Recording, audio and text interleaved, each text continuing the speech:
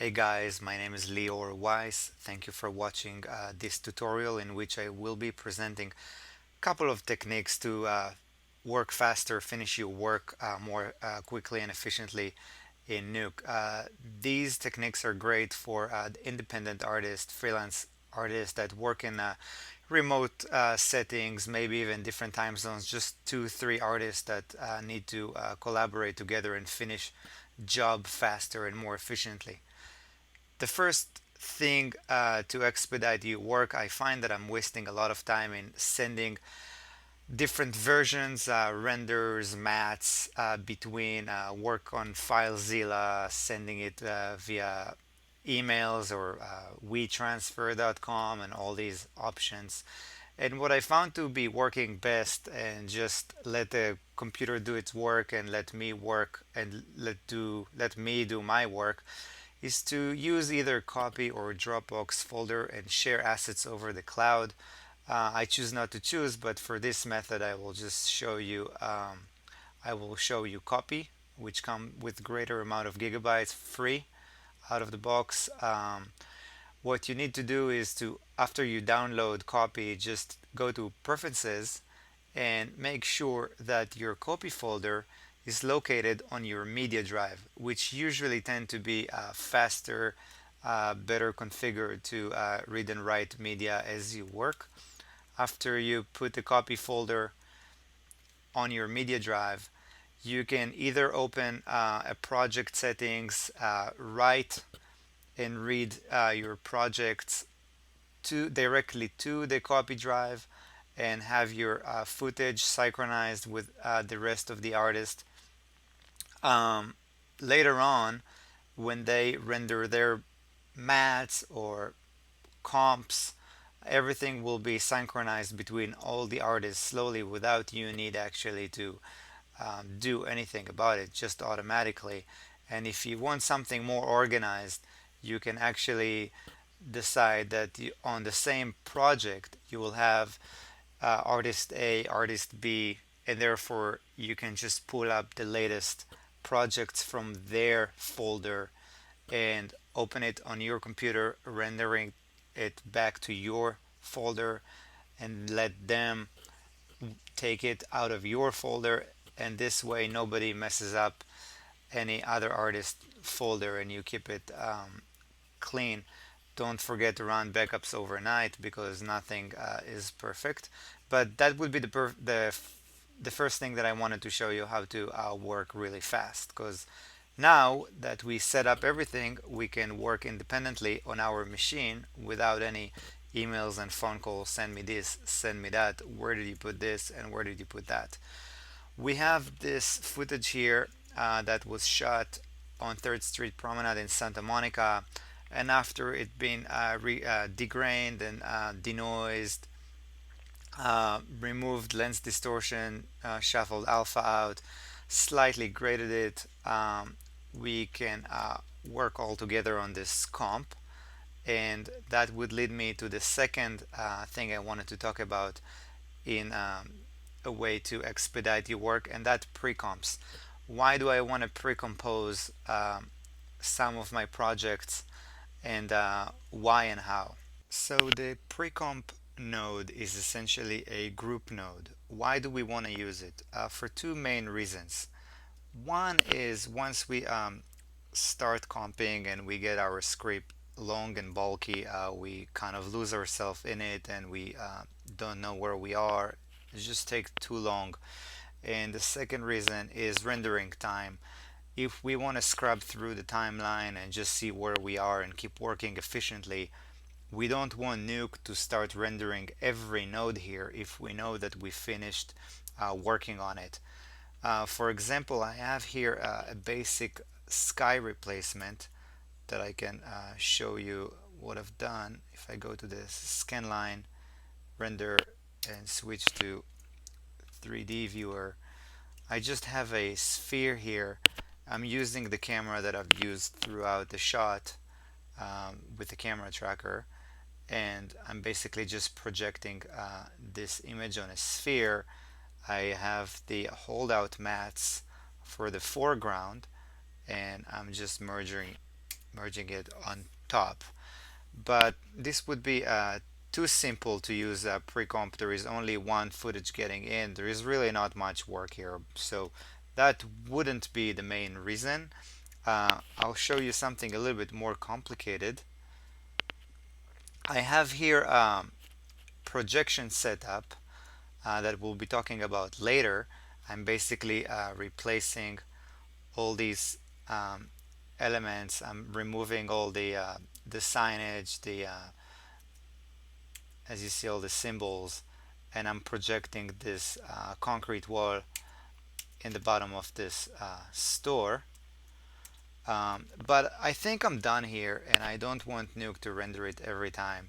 I can just pre-comp it. So the way to do it is just drag on top of everything, bring the pre-comp node, and then I have to write two different scripts. The first one would be where do I want the actual project to be written to. They're probably a project, and we can do pre-comp projections version 1 dot nuke. So that is the project. Then we want to mention where we want the rendered path. Now that's going to be a rendered sequence, so it should go under footage. Let's see if I have a folder here. Rendered elements, projections, and we'll do wall projections version 1 dot. I think EXR would be the right thing to do. And what do I want to do with the rest of this stuff? Well, I'm going to pre-comp it, so I don't want to backdrop. I already have backdrops. I would say let's just delete everything and let's see what happens. Nuke will just pre-comp everything. We do have a problem with the alpha. We'll sort it out later. So now everything has been pre-comped. Let's see where it is. And it opens a new script. Now we see here that we have multiple inputs. That because the way we wrote this Nuke script, that's easy to fix because all we need is one input and one output to go back to our main comp. Let's just highlight one of them. We'll go to edit. Sorry.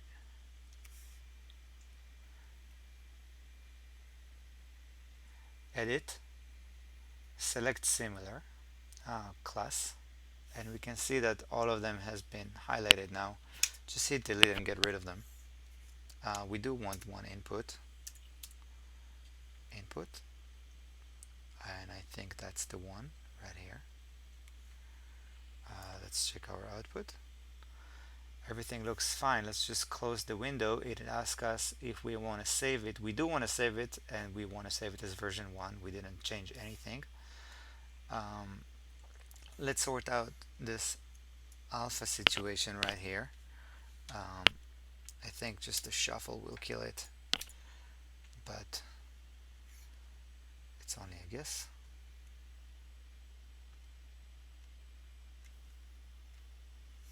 And let's do reload.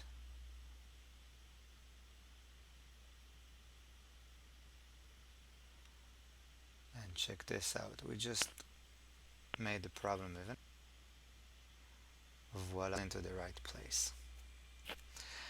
Now that we have everything pre-comped, we want to render it out in the background, and we want to scrub through the timeline when everything here is being rendered already. We hit OK and we render it. I'm going to freeze and come back on the other side. So Nuke just completed the rendering, and the whole pre-comp node is now functioning as one group. What we want to do in order to expedite and make the scrubbing here faster, we want to make sure that it actually read the rendered sequence and not the actual script. We don't want Nuke to render all the elements that were initially in this script. We want once again the footage. So we want to uncheck this box so Nuke will not read file for the output. It will actually read the sequence for the output. Now what can we do with it after we're done? It's not over yet. We can still use it. For example, let's say these walls that we talked about are a little bit boring and the client wants us to make it a little bit more interesting. All we need to do is just open our comp, and inside this comp I prepared just a little wall treatment, and now we just want to version up. Let's see, file,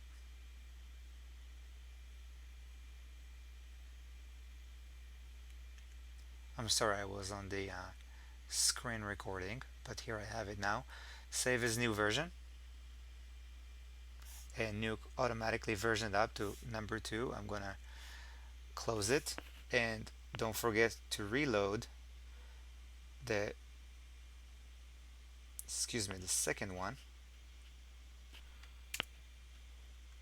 and now we can reload the second script, and here it is, and we can render it again, and now we have a new version. So that's working with pre-comps. It's faster and more efficient because once we have it all rendered, we can scrub through the timeline and work faster and faster with a more linear and clear script. Now we can talk about the third and most amazing method to save time with the new Nuke. Nuke 7 introduced us with a new model builder. Why do we want to use model builder? We'll be talking about it as soon as this render will bring my life back. So the way we use camera projections in Nuke is basically we either go to the camera tracker and assign a card to these 2D points that we have, or we use the 3D environment. We just bring a card and modify the size. Then we would bring a camera and control with a frame holder with some expressions in a few different methods to choose which frame we want to project from. And this is not what I want to show you, because that you probably already know. What I want to show you, and we're talking about how to use better, faster methods to work faster and finish your project, is if we have a building like that that needs so many projections from different angles to remove this sign, the restaurant sign, the restaurant logo. Right here, this one, we want to extend this wall, we want to work on this. There are just too many projections here that we're going to have to assign cards, and then we rotate it in 90 degrees and they're not aligned to the camera. It's basically not the right way to work. Nuke 7 introduced us to the model builder. It's modeling in 3D environment, something that scares every compositor, but it's very easy to work, and actually will create very fast camera projections for you. The model builder node, let's just bring another one. All you need to do is plug a camera, plug a source. You will be working on a 3D environment, as you can see here. You will be working from your camera, but you want to lock it. And now you can see the plate in the background. To lock and unlock, use Command L, as you can see. And now in the model builder, we have the modeling tools and the modifying tools.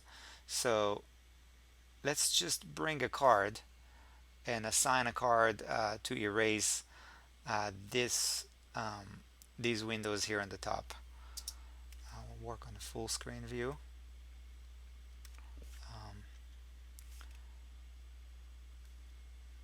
We just brought another one, which is not what I wanted to do. I'm just going to erase one. Don't forget, we do have a camera already rendered, and everything is aligned. The ground plane, as you can see, is already aligned. We would just need to assign a couple of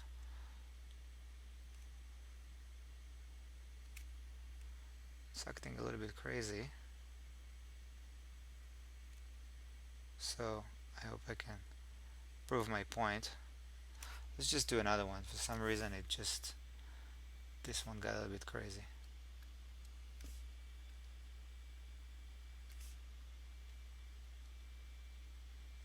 And point 1, point 2.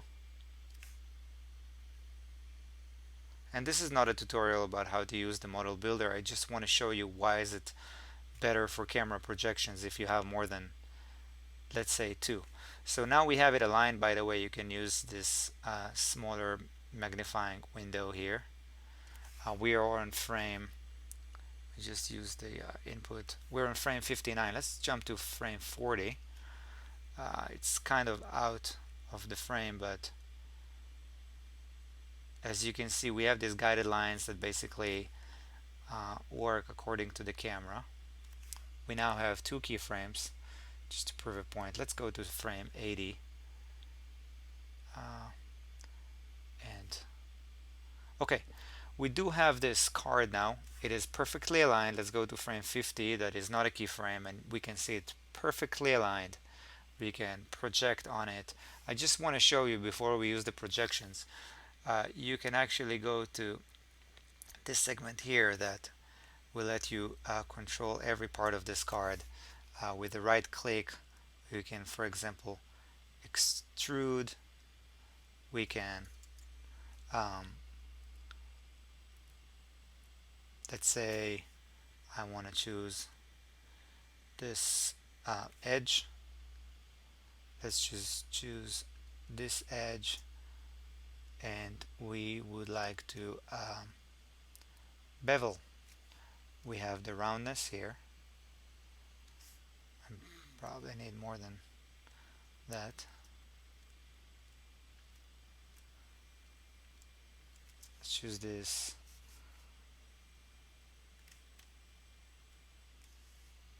You're controlling the roundness right here, and